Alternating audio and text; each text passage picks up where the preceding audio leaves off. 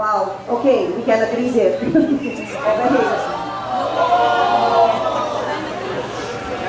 Okay, we have to fix this.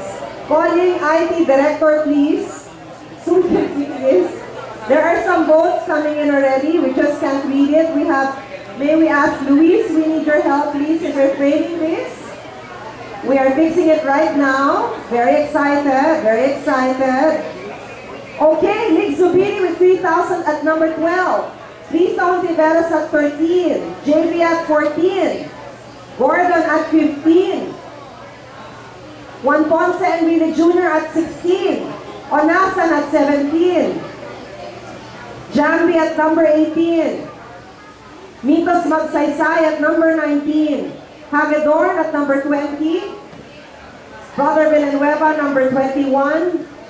Tingting Cojuangco, number 22. Manong Ernie Maced at 23. Teddy Casino at number 24. Mon Montaño, 25. Samson Alcantara at 26. JC De Los Reyes at 27. Vito David at 28. Greco Bellica at 29. Ricardo Penson at 30. Bal Falcone, number 31. Marwil Yasos at number 32. Christian Senieres at number 33.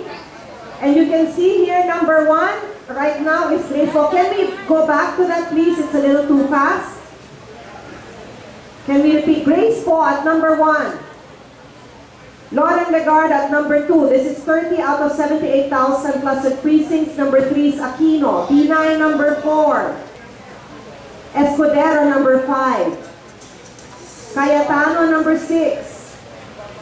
Angara, number 7. Cynthia Villar at number 8. Coco Pimentel at number 9. Antonio Trillanes at number 10. Mon Magsaysay at number 11. Mig Zubiri, number 12. Risa Hontiveros is at number 13. For the party list, you can also see number 1 right now is I Care. A little too fast. Can we go back? Kasi we're flashing as soon as the server gives the data, kaya medyo mabilis, no?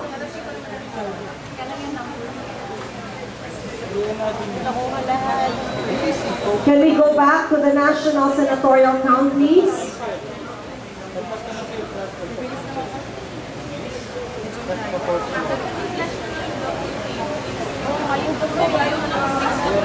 Luis.